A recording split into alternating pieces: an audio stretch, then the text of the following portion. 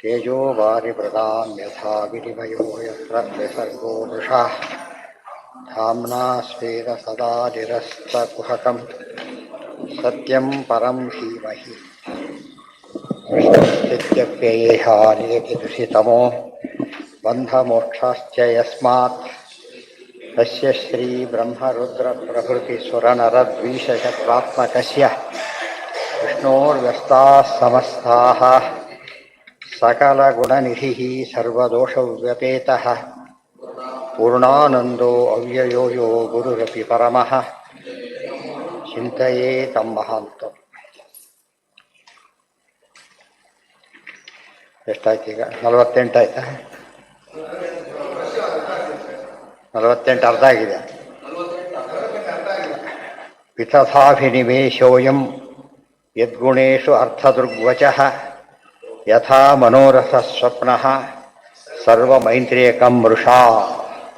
ಮನೋರಥ ಹೇಗೋ ಸ್ವಪ್ನ ಹೇಗೋ ಭೌತಿಕ ಪದಾರ್ಥಗಳು ಕೂಡ ಅನಿತ್ಯ. ಮೃಷ ಅಂದರೆ ಸುಳ್ಳು ಅಂತ ಅರ್ಥ ಅಲ್ಲ, ಅನಿತ್ಯ ಅಂತ ಅರ್ಥ. ಅವರು ಸುಳ್ಳು ಅಂತ ಅವ್ರು ಅರ್ಥ ಮಾಡ್ತಾರೆ.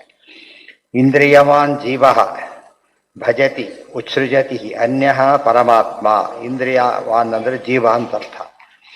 ಭಜತಿ ಉತ್ಸೃಜತಿ ಅನ್ಯಃ ಪರಮಾತ್ಮ. ಎಲ್ಲವನ್ನು ಮಾಡಿಸೋನು ಬೇರೆ ಇದ್ದಾನೆ, ಅವನು ಪರಮಾತ್ಮ. ಸಯೇವ ಶ್ರೋತ ಅನುವಕ್ತ ಚ. ಶ್ರೋತ ಅನುವಕ್ತ ಎಲ್ಲ ಮೊದಲು ದೇವರೇನೆ. ಬಿಂಬ ಕೇಳಿಸಿದರೆ ಮಾತ್ರ ಪ್ರತಿಬಿಂಬಕ್ಕೆ ಕ್ರಿಯೆ ಬರೋದರಿಂದ ಪ್ರತಿಯೊಂದು ಬಿಂಬಾಹೀನ. ನಾಣ್ಯೋ ಅಥೋ ಅಸ್ತಿ ದ್ರಷ್ಟ, ನಾಣ್ಯೋ ಅಥೋಸ್ತಿ ಯೋ ಶ್ರೋತ ಸಯೋ ಅಥೋ ಅಶ್ರುತ. ಅರ್ಥ ಆಗಿದ್ರಲ್ಲ.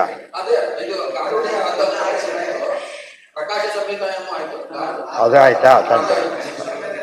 ಓಹೋ ಸರಿ. ಸಚ ಅನ್ಯ ಶ್ರೋತುರ್ವಕ್ತುಶ್ಚೇತಿ ಚ ಶಬ್ದ. ಇಲ್ಲಿ ಎರಡು ವಿಷಯ ಇದೆ. ಒಂದೇನು ಮುಖ್ಯ ಶ್ರೋತು ಪರಮಾತ್ಮ, ವಕ್ತೃ ಪರಮಾತ್ಮ ಅಂತ ಒಂದು. ಅನ್ಯ ಅಂತ ಇನ್ನೊಂದು. ದೇವರು ಭಿನ್ನ ಅಂತ ಸ್ಪಷ್ಟ ಇರೋದ್ರಿಂದ ನಮಗೇನಿಲ್ಲ ಅಂತ ಆಯ್ತು. ಈಗ ಸ್ವಾತಂತ್ರ್ಯನೂ ಇಲ್ಲ ಮತ್ತು ಬಿಂಬತ್ವನೂ ಇಲ್ಲ. ಸಂಪೂರ್ಣ ಆ ದೇವರಿಗೆ ಎರಡೂ ಇದೆ. ಅದಕ್ಕಾಗಿಯೇ ಸಚ ಅನ್ಯ ಶ್ರೋತು ವಕ್ತುಶ್ಚ ಇತಿ ಚ ಶಬ್ದ. ಸೊ ಭೇದ ಮತ್ತು ತಾರತಮ್ಯ ಎರಡೂ ತಿಳ್ಕೊಂಡ್ಬಿಟ್ರೆ ಮೂರು ಈ ದೃಷ್ಟಾಂತದಲ್ಲಿರ್ತಕ್ಕಂಥ ದೊಡ್ಡ ತಾತ್ಪರ್ಯ. ಲಿಂಗಾನ್ ಭೂತೇಂದ್ರಿಯ ಮನೋರೂಪಾನ್. ಲಿಂಗ ಅಂದರೆ ಭೂತ, ಇಂದ್ರಿಯ, ಮನೋರೂಪಾನ್. ಲಿಂಗಂ ಸ್ವರೂಪಮುದ್ದಿಷ್ಟಂ ಲಿಂಗಂ ಜ್ಞಾಪಕಮಿವ ಚ ಇತಿ ಶಬ್ದ ಅದು ಆಗಿರ್ತದೆ. ಆತ್ಮ ಪರಮಾತ್ಮ ಕರ್ಮಬಂಧನೋ ಜೀವ. ಆತ್ಮ ಅಂದರೆ ಪರಮಾತ್ಮ, ಕರ್ಮಬಂಧನ ಅಂದರೆ ಜೀವ. ಕರ್ಮದ ಬಂಧನಕ್ಕೆ ಒಳಗಾಗುವವನು ಅಂತ ಅರ್ಥ. ತತಃ ಬಿಂಬ ಪ್ರತಿಬಿಂಬಗಳಲ್ಲಿ ಬಂಧನ ಯಾವುದಕ್ಕೆ? ಪ್ರತಿಬಿಂಬಕ್ಕೆ. ಅದು ಉಲ್ಟಪಲ್ಟ. ಇಲ್ಲಿ ಬಂಧನ ಯಾವುದಕ್ಕೆ? ಲೋಕದೊಳಗೆ ಪ್ರತಿಬಿಂಬಕ್ಕೆ ಬಂಧನ ಆಗ್ಬೇಕಾದ್ರೆ ಯಾರಿಗೆ ಆಗಬೇಕು? ಫಸ್ಟು ಬಿಂಬಕ್ಕೆ. ಅದು ಆ ದೃಷ್ಟಾಂತ ಹಾಗೆ ನಹಿ ದೃಷ್ಟಾಂತ ಸರ್ವಸಾಮ್ಯ. ಇಲ್ಲಿ ಉಲ್ಟಪಲ್ಟ ಇದೆ. ಬಂಧನ ಇರೋದು ಯಾರಕ್ಕೆ? ಪ್ರತಿಬಿಂಬಕ್ಕೆ ಹೊರತು ಬಿಂಬಕ್ಕಲ್ಲ. ಉಳಿದೆಲ್ಲ ಇರೋದು ಅದಕ್ಕೆ ಬಿಂಬಕ್ಕೆ ಹೊರತು ಬಿಂಬಕ್ಕಲ್ಲ. ಅದು ದೃಷ್ಟಾಂತಗಳಲ್ಲಿ ಯಾವಾಗಲೂ ಕೂಡ ಭಾಳ ಕೇರ್ಫುಲ್ ಆಗಿರಬೇಕು, ಇಲ್ಲರ ಪಜಿತ ಆಗಿರ್ಬೇಕು. ಮುಂದೆ ಹೇಳ್ತಾರೆ ಅಲ್ಲಿ ಹೇಳಿದ್ದಾರೆ ದಹಿ ದೃಷ್ಟಾಂತ ಸರ್ವಸಾಮ್ಯ. ಆ ದೃಷ್ಟಾಂತ ಮೊದಲೇ ಹೇಳಿಬಿಟ್ಟಿದ್ದೇವೆ. ಆ ದೃಷ್ಟಾಂತದಲ್ಲಿ ತಾತ್ಪರ್ಯ ಏನು ಅಂದರೆ ಕಿಂಚಿತ್ ಸಾದೃಶ್ಯ ಪೂರ್ಣ ಅಧೀನ್ಯ. ಇದು ತಾತ್ಪರ್ಯ ಅಂತ ಹೇಳಿದ ಮೇಲೆ ಆ ದೃಷ್ಟಾಂತ ಅದು ಥಿಯರಿ ಅದಲ್ಲ. ಅವರು ಅದನ್ನೇ ಥಿಯರಿ ಮಾಡ್ತಾರೆ. ಥಿಯರಿ ಮಾಡಿಲ್ಲ ನಾವು. ಥಿಯರಿ ಎಕ್ಸಾಂಪಲ್ ಕೊಟ್ಟಾಗ ಎಷ್ಟು ಬೇಕೋ ಅಷ್ಟೇ ಇದೆ. ಅವ್ರು ಸಿಂಹದಂತ ಪರಾಕ್ರಮಿ. ನೀವಾರ ಅರ್ಥ ಏನು ಮಾಡ್ತೀರಿ? ಈಗ ಬಾಲ ಇದೆ ಅಂತ ಹುಡುಕ್ತೀರಾ? ಏನು ಪರಾಕ್ರಮಿ ಅಷ್ಟೇ. ಅದೆಲ್ಲರಿಗೂ ಗೊತ್ತಿರೋ ಸಂಗತಿ. ಆ ದೃಷ್ಟಿಯಿಂದ ಸಮಸ್ಯೆ ಇಲ್ಲ. ಅದಕ್ಕೆ ಯಾತಕ್ಕೆ ಹೇಳಿತ್ತು ಅಂದರೆ ಟೂ ಮಚ್ ಎಕ್ಸ್ಟೆಂಡ್ ಮಾಡಿದರೆ ದೃಷ್ಟಾಂತಗಳು ಯಾವುದು ಕೂಡ ಪರ್ಪಸ್ ಅವರು ಮಾಡೋದೆಲ್ಲ ಅಪಾರ್ಥಕ್ಕೂ ಕಾರಣ ಆಗ್ತವೆ. ಲೇಪಾಭಿಮಾನಿ ಜೀವಸ್ತು ಸ್ವರೂಪಾನುಭವೀನ ಚ. ಜೀವಕ್ಕೆ ಲೇಪಾಭಿಮಾನಿತ್ವ ಇದೆ, ಆದರೆ ಯಾವ ಅನುಭವ ಇಲ್ಲ ಅಂದರೆ ಸ್ವಂತಿಕೆ ಎಂಬ ಅನುಭವ ಇಲ್ಲ. ಮುಕ್ತೇಹೇ ಪ್ರಾಕ್ತೇನ ಮಾನ್ಯು. ಸ್ವಂತಿಕೆ ಅಂದ್ರೇನು? ಸ್ವಾತಂತ್ರ್ಯ. ಮುಕ್ತೇಹೇ ಎಲ್ಲಿ ಹೌದು ಎಲ್ಲೆಲ್ಲಿ ಬರುತ್ತೋ ವೃಥಾ. ವೃಥಾ ವೃಷ ಅನಿತ್ಯ. ಮುಕ್ತೇಹೇ ಪ್ರಾಕ್ತೇನ. ಒಬ್ಬರು ಹತ್ರ ತಿಳ್ಕೊಬೋಣ. ಕಣ್ಣು ಸಿನಿಮಾ ನಾಟಕದ ಅರ್ಥ ಜೋರಾಗಿ ಕಣ್ಣೀರು ಬರ್ತಾ ಇರ್ತದೆ. ಕಣ್ಣೀರು ಬಂದಿದ್ದು ಸತ್ಯ, ಆದರೆ ನಿಜವಾಗ್ಲೂ ಅವ್ರು ದುಃಖ ಆಗಿಲ್ಲ. ಮತ್ತೆ ಅದು ಕಣ್ಣೀರು ಬಂದಿದ್ದು ಸುಳ್ಳಲ್ಲ. ಅವ್ರೇನು ಹೇಳ್ತಾರೆ? ಅದಕ್ಕೊಂದು ಸುಳ್ಳು ಅಂತ. ಸುಳ್ಳಲ್ಲ. ಕಣ್ಣೀರು ಬಂದಿದ್ದೇನದು ಸತ್ಯನೇ. ಅದು ಹಿನ್ನೆಲೆ ಬೇರೆ ಇದೆ ಹೊರತು ದುಃಖದ್ದಲ್ಲ. ದುಃಖದ ಅಭಿನಯ. ಸ್ವಪ್ನದಲ್ಲಿ ಹಾಗೇನೆ. ವಸ್ತು ಸತ್ಯ, ಈ ಹೊರಗಿನ ವಸ್ತು ಅಲ್ಲ. ಆ ರೀತಿ ತಿಳ್ಕೊಂಡ್ರೆ ಸಮಸ್ಯೆ ಇಲ್ಲ. ನೋಡ್ಕೊಂಡಿರ್ಬೇಕು. ಅದೇ ದೃಷ್ಟಾಂತದ ಪರ್ಪಸ್ಸೇ ಅದು. ಒಂದು ವಿಷಯನ ಅರ್ಥ ಮಾಡ್ಕೊಳ್ಳೋದಕ್ಕೋಸ್ಕರ ಏನು ಮಾಡಬೇಕು, ತೋರಿಸ್ಬೇಕು. ಅದು ಯಾವುದೋ ಒಂದು ಕಾಗೆ ಕೂತಿತ್ತು ಅಮನಿ ಅಂತ ಹೇಳಿದ, ಹೋಗೋತಿ ಕಾಗೆ ಯಾರು ಹೋಗಿತ್ತು, ಬೇರೆ ಮನೆಗೆ ಹೋಗ್ಬಿಟ್ರೆ ಅಲ್ಲ. ಬೇರೆ ಬೇರೆ ಕೂಡ್ತೀವಿ ಬಂದು ಪಕ್ಕದಲ್ಲಿ, ಅಲ್ಲಿ ಹುಡುಕ್ಬಾರ್ದು. ಲೇಪಾಭಿಮಾನಿ ಜೀವನೇ ಹೊರತು ಬೇರೆ ಅಲ್ಲ. ಮುಕ್ತೇಹೇ ಪ್ರಾಕ್ತೇನ ಮಾನ್ಯುಕ್ತೋ ನಮಾನಿ ವಿಷ್ಣು ರುಚ್ಯತೆ. ಮುಕ್ತರಿಗೆ ಯಾವ ಅಭಿಮಾನಾದಿಗಳು ಇಲ್ಲ, ದೇವರಿಗೆ ಯಾವ ಕಾಲಕ್ಕೂ ಇಲ್ಲ. ಜೀವನಿಗೆ ಮುಕ್ತನಾದ ಮೇಲೆ ಇಲ್ಲ, ಇವರಿಗೆ ನಿತ್ಯ ಮುಕ್ತರಾದರೆ ಯಾವ ಕಾಲಕ್ಕೂ ಇಲ್ಲ. ನಿತ್ಯ ಮುಕ್ತ ಶಬ್ದದ ಅರ್ಥನೇ ಅದು. ಸರ್ವಂ ಮಮೇತಿ ಪಶ್ಯನ್ ಅಪಿ ಅಲೇಪಾಭಿಮತಿರ್ಯತಃ ಸಮ್ಯಕ್ ಸ್ವರೂಪಾನುಭವಾತ್ ಸ್ವತಂತ್ರತ್ವಾತ್ ಅದೋಷತಃ ಇತಿ ಬ್ರಹ್ಮತರ್ಕೆ. ದೇವರಿಗೆ ಯಾತಕ್ಕೆ ಲೇಪ ಇಲ್ಲ ಅಂದರೆ, ಸರ್ವಂ ಮಮೇತಿ ಪಶ್ಯನ್ನಪಿ ಅಲೇಪಾಭಿಮಾನಿರ್ಯತಃ ಸಮ್ಯಕ್ ಸ್ವರೂಪಾನುಭವಾತ್ ಸ್ವತಂತ್ರತ್ವಾದ್ ಅದೋಷತಃ ಇತಿ ಬ್ರಹ್ಮತರ್ಕೆ. ಈ ಜಗತ್ತಿಗೆ ನಾನು ಸ್ವಾಮಿ ಇದೆಲ್ಲ ದೇವರಿಗಿದೆ, ಅದು ನಮಗೆ ಮಿಥ್ಯಾ ಇದೆ, ದೇವರು ಸತ್ಯವಾಗಿದೆ, ಅದರಿಂದ ಬಂಧಕ ಇಲ್ಲ. ಮತ್ತು ದೇವರಿಗೆ ಲೇಪ ಇಲ್ಲ, ಆದ್ದರಿಂದ ದುಃಖನೂ ಇಲ್ಲ. ಇದು ತಿಳ್ಕೊಂಡ್ರೆ ದೇವರಿಗೆ ಹಾಗೆ ಸ್ವಾಮಿತ್ವ ಇಲ್ಲ ಅಂದರೆ ದೇವರಿಗೂ ಡಿಸ್ಕನೆಕ್ಟ್ ಆಗಿದೆ ಅಂತ ಅರ್ಥ ಅಲ್ಲ. ಅಭಿಮಾನದ ಇಲ್ಲದೆ ಇರತಕ್ಕಂಥ ಒಂದು ಸ್ವಾಮಿತ್ವ ಬೇರೆ, ಸ್ವಾಮಿತ್ವ ಇಲ್ಲದೆ ಅಭಿಮಾನ ಇರೋದು ಬೇರೆ. ನಮಗಿರೋದು ಏನಾಗಿದೆ ಈಗ, ಸ್ವಾಮಿತ್ವ ಅಭಿಮಾನ. ದೇವರಿಗೆ ಸ್ವಾಮಿತ್ವ ಇದೆ, ಅಭಿಮಾನ ಇಲ್ಲ. ಇದು ತುಂಬ ವಿಶಿಷ್ಟವಾದ ಅದು ಅರ್ಥ ಇಲ್ಲಿರೋದು. ಇಷ್ಟೆಲ್ಲ ಉಪದೇಶ ಮಾಡಿದ್ದಾರು ಬಾಲಕ. ಹಿರಣ್ಯಕಶಿಪುರುವಾಚ, ಇಷ್ಟು ಕಥೆ ಹೇಳ್ತಾನೆ, ಕೇಳಿ ಆಮೇಲೆ ಹೇಳ್ತಾನೆ. ಬಾಲ ಏವಂ ಪ್ರವದತಿ ಸರ್ವೇ ವಿಸ್ಮಿತ ಚೇತಸಃ ಜ್ಞಾತಯೋ ಮೇನಿರೇ ಸರ್ವಂ ಅನಿತ್ಯಂ ಅಯಥೋತ್ಥಿತಂ ಇತಿ. ಬಾಲೇ ಏವಂ ಪ್ರವದತಿ. ಆ ಬಾಲಕ ಒಬ್ಬ ಈ ರೀತಿ ಹೇಳ್ತಿದ್ದಾಗ ಎಲ್ಲರೂ ಕೂಡ ಸರ್ವೇ ವಿಸ್ಮಿತ ಚೇತಸ, ಭಾರಿ ಆಶ್ಚರ್ಯ ಆಯ್ತು ಅವರಿಗೆ. ಚಿಕ್ಕ ಹುಡುಗ ಎಷ್ಟು ಹೇಳ್ತಾರೆ ನಮಗೆ ಗೊತ್ತಾಗಿಲ್ವಾ ಅಂತ ಒಂದು, ಚಿಕ್ಕ ಹುಡುಗಿ ಎಷ್ಟು ಗೊತ್ತು ಅಂತ ಇನ್ನೊಂದು. ವಿಸ್ಮಿತ ಲೋಚ, ಅವರೆಲ್ಲ ಕೂಡ ವಿಸ್ಮಿತ ಚೇತಸಃ ಜ್ಞಾತಯೋ ಮೇನಿರೇ ಸರ್ವಂ. ಅಲ್ಲಿರ್ತಕ್ಕಂಥ ಪ್ರತಿಯೊಬ್ಬರು ಕೂಡ ಅರ್ಥ ಮಾಡಿಕೊಂಡ್ರು. ಸರ್ವಂ ಅನಿತ್ಯಂ ಅಯಥೋತ್ಥಿತಂ, ಅನಿತ್ಯಂ ಮತ್ತು ಅಪೂರ್ಣ ಅನ್ನೋದನ್ನ ಎಲ್ಲರೂ ಅರ್ಥ ಮಾಡಿಕೊಂಡ್ರು. ಅರ್ಥ ಮಾಡಿಸ್ತಕ್ಕೆ ಯಾರು ಬಂದಿದ್ರು ಅಲ್ಲಿಗೀಗ? ಆ ಹುಡುಗ ಯಾರು ಅಂದರೆ ಯಮದೇವರೇ ಬಂದಿದ್ರು. ಯಾರಿಗೆ ಗೊತ್ತಾಗಲಿಲ್ಲ, ಮುಂದೆ ನೋಡಿ ಹೇಳ್ತಾರೆ.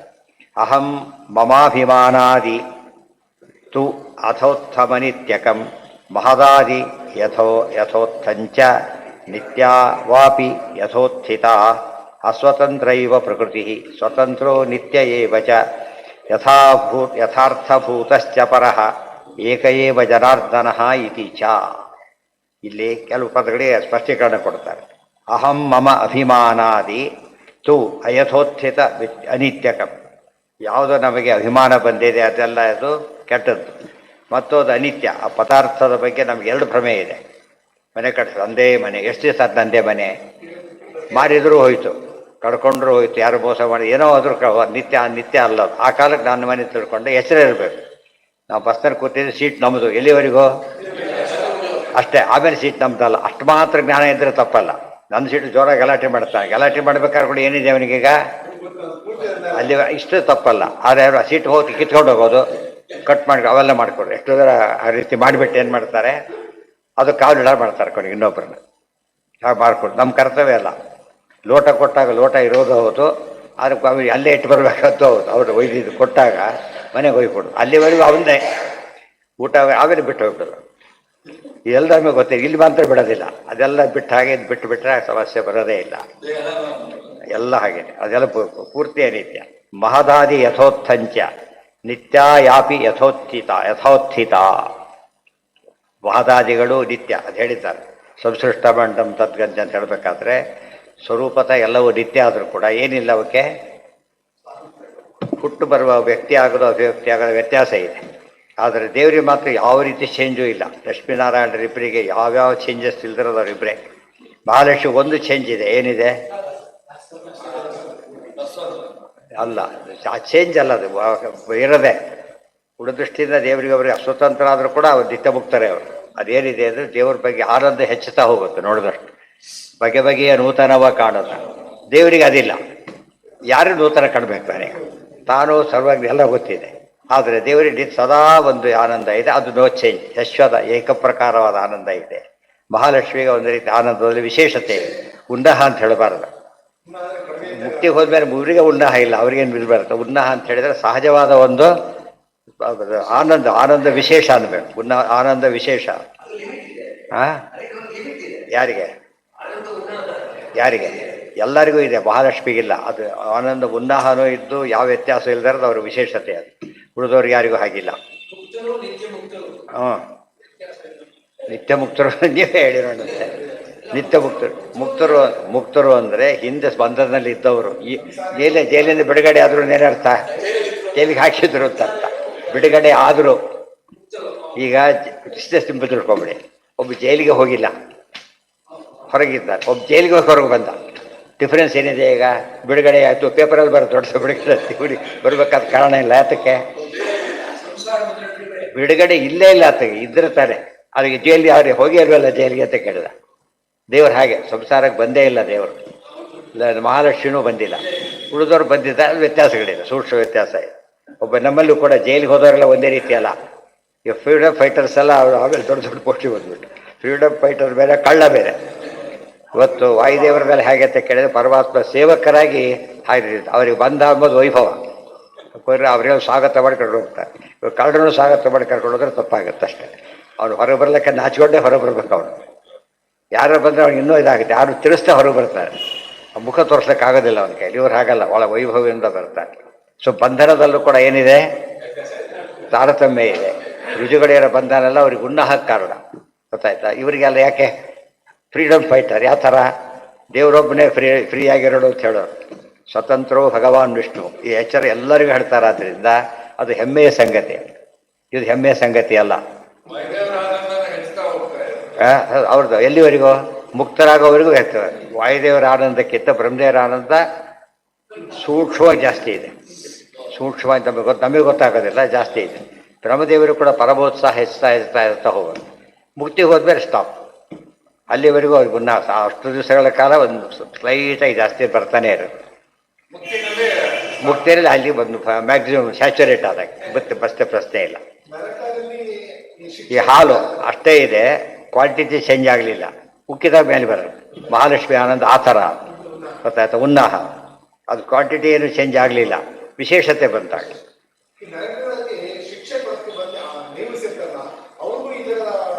ಇಲ್ಲ, ಅವ್ರು ಯಾರು ವಾಯುದೇವರ ಆಳುಗಳು ಹೊಡಿತಾರೆ. ಅವ್ರಿಗೇನಿದೆ? ಈ ಪೊಲೀಸು ಹೊಡಿತಾನೆ, ಅವನಿಗೆ ನೋವಾಗುತ್ತೋ, ಹೊಡಿಸ್ಕೊಂಡು ನೋವಾಗುತ್ತೋ? ಅಧಿಕಾರ ಅದು, ಅದರಿಂದ ಸಮಸ್ಯೆ ಇಲ್ಲ. ಅದು ಹೇಳಿ ಕಿಂಕರ ಪಂಕಿಲೇತೆ, ನಿಮ್ಮ ಕಿಂಕರರಿಂದ ಅವ್ರು ಹೊಡೆಯಲ್ಪಡ್ತಾರೆ. ಅವ್ರಿಗೆ ನೋವಿದೆ, ಅವ್ರಿಗೆ ನೋವಿಲ್ಲ. ಹೊಡೆಯೋನು ನೋವಿದ್ರೆ ಹೊಡಿತಿದ್ದಾಕೆ ಅವನು. ಹೊಡೆಯೋನು ನೋವಿಲ್ಲ. ಯಾವ ನೋವಾಗುತ್ತೋ ತನ್ನವ್ರು ಹೊಡಿಬೇಕಾದ್ರೆ ನೋವಾಗುತ್ತೆ. ಆಗ ಅವ್ರು ನಮ್ಮವರು ಬಹುಮಾನ ಇರುತ್ತೆ. ಅವನಿಗೆ ಹೊಡಿಬೇಕಿಲ್ಲ, ಅವ್ನು ಹೊಡಿತಾನೆ ಅವನ್ನ. ಆ ರೀತಿ ಮಾಡ್ತಾರೆ ಎಷ್ಟೋ ಜನ. ಅಂಥ ಭಯಂಕರ ಇವರು. ಮಾಡಬಾರ್ದಲ್ಲ ಅವ್ರ ಕಡೆ ಮಾಡಿಸ್ಬಿಟ್ಟು ಅವ್ರು ಮಾಡಾಗಿಲ್ಲ ಬಿಡಾಗಿಲ್ಲ ನೋಡ್ಬೇಕು ಅವ್ರಿಗೆ. ಆ ರೀತಿ ಮಾಡ್ತಾರೆ. ಆತ್ಮ ಈಗ ಗೊತ್ತಾಯ್ತು. ನಿತ್ಯ ಮುಕ್ತ ಅಂದ್ರೆ ಗೊತ್ತಾಯ್ತಿಲ್ಲ ಕೊನೆಗೆ. ಆತ್ಮಾಕಃ ಪರೋ ಅಸ್ವತಂತ್ರೈವ ಪ್ರಕೃತಿ ಸ್ವತಂತ್ರೋ ನಿತ್ಯ ಏವ ಚ. ಅದು ಅಸ್ವತಂತ್ರ ನಿತ್ಯ, ಪರಮಾತ್ಮ ಸ್ವತಂತ್ರ ನಿತ್ಯ. ಯಥಾರ್ಥಭೂತಶ್ಚ ಪರಃ ಏಕ ಏವ. ಆದರೆ ಪರಮಾತ್ಮ ಯಾವ ರೀತಿಯಲ್ಲಿ ಎಷ್ಟೆಷ್ಟು ವ್ಯತ್ಯಾಸವಿಲ್ಲದೆ ಇರತಕ್ಕಂಥ ವ್ಯಕ್ತಿ ಭಗವಂತ ಒಬ್ಬನೇ. ಅದಕ್ಕೆ ಏಕ ಏವ ಜನಾರ್ದನ. ಇಲ್ಲಿ ಮಹದ ನಿತ್ಯ ಅಂತ ಹೇಳಿಲ್ಲ, ಸಪ್ತಸಂಖ್ಯಾನದಲ್ಲಿ ಬಂತು. ಮೂಲ ಜಡ ಪ್ರಕೃತಿ ನಿತ್ಯ. ವಿಕಾರ ಹೊಂದತ್ತೆ ಮತ್ತೆ ವಾಪಸ್ ಹೋಗುತ್ತೆ, ವಿಕಾರ ಹೊಂದತ್ತೆ ಮತ್ತೆ ವಾಪಸ್ ಹೋಗುತ್ತೆ. ದೇವರಿಗೆ ವಿಕಾರ ಇಲ್ಲ. ಉಪಾದಾನ ಕಾರಣ ಮಹತ್ತತ್ವ ಬೇರೆ, ಅಭಿಮಾನಿ ದೇವತೆ ಬೇರೆ. ಅಭಿಮಾನಿ ದೇವತೆಗಳಿಗೆ ಸಮಸ್ಯೆ ಇಲ್ಲ. ಅದು ಏನಾಗುತ್ತೆ? ವಿಕಾರ ಹೊಂದತ್ತೆ. ಆ ವಿಕಾರ ಹೊಂದೋ ಸೃಷ್ಟಿನೇ ಆಗೋದಿಲ್ಲ. ಅದಕ್ಕೆ ಉಪಾದಾನ ಕಾರಣ ಅಂತ ಹೇಳಿದ ತಕ್ಷಣ ಏನಿದೆ? ಅದಕ್ಕೆ ವಿಕಾರ ಇರೋದಕ್ಕೆ ಉಪಾದಾನ ಕಾರಣ ಅಂತ ಕರೆಯೋದು. ಆದರೆ ಡೆಸ್ಟ್ರಕ್ಷನ್ ಸಾಯೋದಿಲ್ಲ ಅದು. ಆ ರೀತಿ ನಿತ್ಯತ್ವ ಬಂತು. ಅರ್ಥ ಆಯ್ತಾ? ಈಗ ಮಣ್ಣಿನ ಗಣೇಶ ಮಾಡಲಿಕ್ಕೆ ಹೋಗ್ತಾರೆ, ಕೆಟ್ಟೋಗ್ಬಿಡುತ್ತೆ. ಮತ್ತೆಲ್ಲ ಮಣ್ಣು ಮುದ್ದೆ ಮಾಡ್ಕೊಬಿಟ್ಟು ಮತ್ತೆ ತರ್ತಾರೆ, ಮುದ್ದೆ ಮಾಡ್ಕೊಂಡ್ಬಿಡ್ತಾರೆ. ಮತ್ತೆ ಏನಾಯ್ತದೆ ಈಗ? ಆಮೇಲೆ ಗಣೇಶನ ಮೂರ್ತಿ ಆಯಿತು, ಮತ್ತೆ ವಾಪಸ್ಸು ಹೋಯ್ತು. ಆ ಥರ ಇದೆಲ್ಲ ಕೂಡ. ಒಂದು ವಿಸರ್ಜನೆ ಯಾತಕ್ಕೆ ಮಾಡ್ತೀವಿ ಅಂದರೆ ಪ್ರಕೃತಿ ವಾಪಸ್ ಹೋಗಲಿ ಅಂತೇಳಿ. ಇವರು ಕೆಟ್ಟ ಕೊಳಕ್ ಮಾಡಿ ಕೆಟ್ಟದಾಗ ಮಾಡ್ತಾರೆ. ಅಂತ ತಪ್ಪದು. ಅನುಸಂಧಾನ ಇರೋದು. ಬೇರೆಯವರೆಲ್ಲ ಹಾಗೇನೆ. ಮಣ್ಣಿನಿಂದ ಸೃಷ್ಟಿಯಾಯಿತು, ಮತ್ತು ಮಣ್ಣಿಗೆ ವಾಪಸ್ಸು. ಮಣ್ಣಿನಿಂದ ಗಣೇಶನ ಯಾತಕ್ಕೆ ಮಾಡ್ತಾರೆ ಅಂದರೆ ಪಾರ್ವತಿ ದೇವಿ ಮಾಡಿದ್ದೇ ಮಣ್ಣಿನಿಂದ. ಹೊತ್ತಾನೆ ಅದು ಈ ಮಣ್ಣಿನಲ್ಲಿ ಮಾಡಲಿಲ್ಲ. ಅವರು ತಮ್ಮ ದೇಹದಲ್ಲೇ ಪೃಥ್ವಿ ಅಂಶ ಅದರಲ್ಲಿ ಮಾಡ್ತಾರೆ. ದೇಹದಲ್ಲೇ ಪೃಥ್ವಿ ಅಂಶ ಇದೆ. ಅದು ಇವು ನಮ್ಮ ಜನ ಹುಚ್ಚು ಪ್ರಶ್ನೆ ಕೇಳೋದು, ಅಷ್ಟು ಕೊಳಕಿತ್ತ ಅಂತ ಹೇಳೋದು. ಅಂದರೆ ಬುದ್ಧಿ ಇಲ್ಲ ಅವರಿಗೆ. ಅದೇ ಸತ್ಯದ ಏನು ಮಾಡಿದರು ದಕ್ಷಯಜ್ಞ ಪ್ರಸಂಗದೊಳಗೆ ಯೋಗಾಗ್ನಿಯಿಂದ ಹೊರಟು ಒಳಗೆ ಅಗ್ನಿಯಿಂದ. ಇದು ಯೋಗದ ಪೃಥ್ವಿ, ಅದು ಯೋಗ ಅಗ್ನಿ ಹೇಗೋ ಯೋಗದ ಪೃಥ್ವಿ. ಏನೆಲ್ಲ ಇದು ಪ್ರಾಕೃತದಲ್ಲೇ ಅತ್ಯಂತ ಸೂಕ್ಷ್ಮ, ಅದರಲ್ಲಿ ಮಾಡಿದ್ದು. ಆ ಅರ್ಥದಲ್ಲಿ ತಿಳಿಬೇಕು ಹೊರತು ಅಲ್ಲೆಲ್ಲ ಅಪಾರ್ಥ ಮಾಡಿಕೊಂಡ್ರೆ ತಪ್ಪು. ಅಂದರೆ ಜನಗಳು ಎಲ್ಲ ಅರ್ಥ ಮಾಡ್ಕೊಳ್ಳೋ ಉದ್ದೇಶ ಅವ್ರಿಗಿಲ್ಲ, ಆಕ್ಷೇಪ ಮಾಡೋದು ತಮಾಷೆ ಮಾಡೋದು ಅಷ್ಟೇ. ಅದರಿಂದ ಅದೇ ದುರ್ಗತಿ ಕಾರಣ ಆಗೋದು. ನಮ್ಗೆ ಗೊತ್ತಿಲ್ಲ ಅಂತ ತಿಳ್ಕೊಂಡ್ರೂ ಆಗ್ತಿತ್ತು ಕೊನೆ ಪಕ್ಷ. ಅದು ಹೇಳೋದಿಲ್ಲ. ಕಹ ಆತ್ಮ ಕಹ ಪರೋವ ಅತ್ರ ಸ್ವೀಯ ಪಾರಕ್ಯ ಏವಚ. ಕಹ ಆತ್ಮ ಕಹ ಪರಹ, ಗೊತ್ತಾಯ್ತಾ? ಅತ್ರ ಸ್ವೀಯ ಪಾರಕ್ಯ ಏವಚ. ಜೀವ ಪರಮಾತ್ಮ ಸರ್ವೋತ್ತಮ ಯಾರು, ನಾನು ಯಾರು, ಗೊತ್ತಾಯ್ತೆ? ನಮ್ಮದು ಯಾವುದು, ಬೇರೆಯವ್ರದ್ದು ಯಾರ್ದು. ಸ್ವೀಯ ಅಂದರೆ ತನ್ನವನು, ಪಾರಕ್ಯ ಅಂದರೆ ಬೇರೆಯವರು. ಇದೆಲ್ಲ ಕೂಡ ನೋಡಿ ಏನು ಅನಿಸುತ್ತೆ ನಮಗೆ? ಇದೆಲ್ಲ ಡಿಸ್ಕನೆಕ್ಟ್ ಆಗಿಬಿಟ್ಟಾಗ ನಾವು ಏನು ನಮ್ಮದಲ್ಲ ಅದೆಲ್ಲ ನಮ್ಮದು ಅಂತ ತಿಳ್ಕೊಂಡ್ಬಿಟ್ಟಿದ್ದೇವೆ. ಆ ಬಸ್ ನಮ್ಮದು. ಆಮೇಲೆ ಜನ್ಮದಲ್ಲೇ ಮತ್ತೆ ಬಸ್ ಸಿಗ್ಲಿಕ್ಕಿಲ್ಲ. ಅದು ಆ ಡ್ರೈವರು ಕಂಡಕ್ಟರ್ ಯಾರು ಮತ್ತೆ ನೋಡೋದೇ ಇಲ್ಲ. ಪ್ರತಿ ಸರ್ತಿ ಆ ಬಸ್ಗೆ ಅವರೇ ಇರಬೇಕು ಅಂತಿಲ್ಲ, ಮತ್ತೆ ಅವ್ರು ನೋಡೋ ಉದ್ದೇಶ ನಮಗಿಲ್ಲ, ಗೊತ್ತಾಯ್ತಿಲ್ಲ? ಇದೆಲ್ಲ ಯೋಚನೆ ಮಾಡಿದರೆ ಆ ಕಾಲಕ್ಕೆ ಮಾತ್ರ ಸಂಬಂಧ ಇದೆ. ಎಷ್ಟು ಸಂಬಂಧ ಅದು? ಜಸ್ಟ್ ಎ ಫ್ಯೂ ಅವರ್ಸ್ ಅಷ್ಟೇ. ಇದನ್ನು ನಿತ್ಯ ಅಂತ ಹೇಳ್ಬಿಟ್ರೆ ತಪ್ಪಾಗುತ್ತೆ. ಪರ ಏಕೈವ ಜನಾರ್ಥ ಕಹಾತ್ಮ ಕಹ ಪರಹ ಇತಿ ದೇಹಾದ್ಯಪೇಕ್ಷೆಯ. ದೇಹನೂ ಹಾಗೇನೆ. ದೇಹ ಯಾವುದು? ಪರಮಾತ್ಮ. ನಾವು ಮಧ್ಯೆ, ಹೊರಗೆ ದೇಹ. ಅದ್ಯಾವುದು? ಒಳಗೆ ಪರಮಾತ್ಮ. ಆತ ಯಾರು? ಪೂರ್ತಿ ಅರ್ಥರಾಗೋದಿಲ್ಲ. ಅದಕ್ಕೆ ಉತ್ತರ ಕಹ ಅಂದರೆ ದೇವರೇ, ಆನಂದ ಪೂರ್ಣ. ನಹಿ ದೇಹಾದಿಹಿ ಆತ್ಮ ಸ್ಯಾತ್ ನ ಚ ಶತ್ರು ಹೃದೀರಿತಃ ಅಥೋ ದೈಹಿಕ ವೃದ್ಧೌ ಚ ವಾ ಕ್ಷಯೇ ವಾ ಕಿಂ ಪ್ರಯೋಜನಂ. ನಹಿ ದೇಹಾದಿಹಿ ಆತ್ಮ ಸ್ಯಾತ್ ನ ಚ ಶತ್ರು ಉದೀರಿತಃ ಅಥೋ ದೈಹಿಕ ಬುದ್ಧೌ ಚ ವೃದ್ಧೌ ವಾ ಕ್ಷಯೇ ವಾ ಕಿಂ ಪ್ರಯೋಜನಂ. ಸರಿಯಾಗಿ ಅರ್ಥ ಮಾಡ್ಕೋಬೇಕು. ದೇಹ ನಮ್ಮದಲ್ಲ, ದೇಹನೂ ನಾವು ಬೇರೆಯೇ. ಆದ್ದರಿಂದ ನಮಗೆ ಶತ್ರು ಯಾರೀಗ? ಅದು ಆತ್ಮ ಸ್ಯಾತ್ ನ ಚ ಶತ್ರು ಹೃದೀರಿತಃ. ಶತ್ರು ಅಲ್ಲ, ಮಿತ್ರನೂ ಅಲ್ಲ. ಆ ಕಾಲಕ್ಕೆ ಎಷ್ಟೋ ಅಷ್ಟೇ. ಅಥವಾ ದಾರಿಲಿ ಒಬ್ಬನು ಸಿಗ್ತಾನೆ, ಶತ್ರುನೋ ಮಿತ್ರನೋ ಅವನು? ಎರಡು, ನಮಗೇನು ಪರಿಚಯನೇ ಇಲ್ಲ. ಆದ್ದರಿಂದ ಶತ್ರು ಅಲ್ಲ, ಮಿತ್ರನೂ ಅಲ್ಲ. ದೇಹ ಹಾಗೆ. ಅಥವಾ ದೈಹಿಕ ವೃದ್ಧವ್ವ ಕ್ಷಯೇವ. ದೇಹದಲ್ಲಿ ವೃದ್ಧಿಯಾದರೂ ಕೂಡ, ಕ್ಷಯವಾದರೂ ಕೂಡ ಕಿಂ ಪ್ರಯೋಜನ? ನಮ್ಮದಲ್ಲ ಅದು. ನಮಗೆ ಸ್ವರೂಪಕ್ಕಾದರೆ ಅದು ನಮ್ಮದಾಗುತ್ತೆ. ಸ್ವರೂಪಕ್ಕಲ್ಲದೆ ಹೋದರೆ ಏನಲ್ಲ ಅದು? ಸ್ವರೂಪಕ್ಕಲ್ಲದೆ ಹೋದರೆ ವೃದ್ಧಿ ಆದರೂ ಅಷ್ಟೇ, ಕಡಿಮೆ ಆದರೂ ಅಷ್ಟೇ. ಕೆಲವು ಪದಾರ್ಥ ಇದೆ, ವೈನ್ ರೇಟ್ ಭಾರಿ ಜಾಸ್ತಿ ಆಯಿತು, ಯಾರಿಗೆ ಅದು ದುಃಖ? ಕುಡಿಯೋಕ್ಕೆ. ಭಾರಿ ಕಡಿಮೆ ಆಯಿತು, ಖುಷಿಯೂ ಇಲ್ಲ, ದುಃಖನೂ ಇಲ್ಲ. ಆದರೆ ಹಾಲು ಜಾಸ್ತಿ ಆಯಿತು, ಕಡಿಮೆ ಶುರುವಾಗಿತ್ತು. ಹಾಲು ಬೆಲೆ ಏರಿಕೆ ಅಂತ ಹೇಳಿದ ತಕ್ಷಣ ಏನಾಯ್ತದ? ನಮಗೆ ಸಂಬಂಧಪಟ್ಟದ್ದು. ಅದನ್ನು ಸಂಬಂಧನೇ ಪಟ್ಟಿಲ್ಲ. ಅದೇ ರೀತಿಯಲ್ಲಿ ದೇಹ ಎಂಬುದೇನು ನಮಗೆ ಸಂಬಂಧಪಟ್ಟಿಲ್ಲ. ಹೊರಗಿನ ದೇಹ ಒಂದು ಮೂತ್ರ ಅಲ್ಲೇ ಇದೆ. ದೇಹ ಹೊರಗಿಂದು, ದೇವರು ಒಳಗಿನವನು. ಸೊ ಯಾರು ಹತ್ರ ಆಗ್ತಾರೆ ನಮಗೀಗ? ದೇವ್ರ ಹತ್ರ ಆಗ್ತಾರೆ. ಒಳಗಿಂದ ಹತ್ರ ಆಗ್ತಾರೆ, ಹೊರಗಿಂದ ಹತ್ರ ಆಗ್ತಾರೆ. ನಾವು ಹೊರಗಿಂದನ್ನು ಹತ್ರ ಮಾಡಿಕೊಂಡು ದೇವ್ರ ದೂರ ಬಟ ಮಾಡಿಬಿಟ್ಟಿದ್ದೇವೆ. ಈ ಬಾಳೆಹಣ್ಣಿನ ಸಿಪ್ಪೆ ತಿಂದು ಇದನ್ನು ಬಿಸಾಕಿದ್ರೆ ಆಗೋ ಹಾಗೆ. ಅದು ದೇವರು ಇಟ್ಟಿದ್ದಾರೆ, ತೋರಿಸ್ತಾರೆ. ಪ್ರತಿಯೊಂದರಲ್ಲೂ ಸಾರ ಅಸಾರ ಎರಡು ಪದಾರ್ಥ ಇದೆ. ಆ ಸಾರವನ್ನು ಗ್ರಹಣ ಮಾಡಿ ನಿಸ್ಸಾರವನ್ನು ಬಿಡೋದು ಎಲ್ಲ ಯಾರಿಗೆ? ಯಾವುದಾದ್ರು ವಿವೇಕ ಬೇಕಾದ್ರೆ. ಅದಕ್ಕೆ ತಸ್ಮಾಶಾಸ್ತ್ರ ಪ್ರಮಾಣಂತೆ ಕಾರ್ಯಕಾರ್ಯ ವ್ಯವಸ್ಥಿತ. ಇದು ಕಾರ್ಯ, ಇದು ಅಕಾರ್ಯ, ಇದು ಸಾರ ಅಸಾರ, ಅದೇ ಅರ್ಥ. ಅದಕ್ಕೇನು ಬೇಕು? ಯಾವಾಗಲೂ ಶಾಸ್ತ್ರ ಆಧಾರ ಬೇಕು. ನಾವು ಅದನ್ನು ಅಪ್ಲೈ ಮಾಡ್ಕೊಳ್ಳೋಕ್ಕೆ ಹೋಗದೇನೆ ದೇಹನೇ ನಮ್ಮದು, ದೇವರು ನಮ್ಮವನಲ್ಲ. ಎಷ್ಟು ತಪ್ಪು ತಿಳುವಳಿಕೆ ಇದೆ. ಒಳಗಿರೋಣ ಹತ್ರ ಆಗಬೇಕು, ಹೊರಗಿರೋಣ ಹತ್ರ ಆಗ್ಲಿಕ್ಕೆ ಸಾಧ್ಯ ಇಲ್ಲ. ಮನೆಯವರು ನಮ್ಮವರು ಅಂತ ಹೇಳೋದಿಲ್ಲ. ಅಲ್ಲ, ದೇಹದ ಒಳಗೆ ಪರಮಾತ್ಮ ನಾವಿದ್ದು ನಮ್ಮೊಳಗೆ ಪರಮಾತ್ಮ ಇದ್ದಾಗ ದೇವರು ನಮಗೆ ಅತ್ಯಂತ ಹತ್ತಿರ. ದೇವರೇ ಹೊರತು ನಾವು ಕೂಡ ಅಲ್ಲ. ನಮ್ಮೊಳಗೆ ಸುತ್ತ ಇದ್ದಾನೆ ದೇವರು, ಅದು ಬೇರೆ. ನಮಗೆ ದೇವರೇ ಮೊದಲು ಹತ್ತಿರ ಆಗೋದು ಎಲ್ಲದಕ್ಕಿಂತ. ಅದಕ್ಕೆ ತೊರೆದು ಜೀವಿಸಬಹುದೇ ಹರಿನಿನ್ನ ಚರಣಗಳ. ಹೊರಗಿನ ಪದಾರ್ಥ ಬಿಟ್ಟಿರ್ಬೋದು, ಒಳಗಿನ ಪದಾರ್ಥ ಬಿಟ್ಟಿರ್ಲಿಕ್ಕೆ ಹೇಗಾಗುತ್ತೆ? ಸಾಧ್ಯ ಇಲ್ಲ. ತನ್ನವರನೆಂದೆಂದು ಸಲಹುವನು ಆಗಸದ ಓಲ್ ಎತ್ತರೋಡಿದರು. ಎಷ್ಟು ದೇಹಗತೋ ಜೀವ ಸಹಿ ನಾಶಂ ನ ಗಚ್ಚತಿ. ದೇಹ ಹೊರಗಿಂದು ನಾಶ ಆಗತ್ತೆ, ಒಳಗಿನ ಜೀವ ನಾಶ ಆಗೋದಿಲ್ಲ.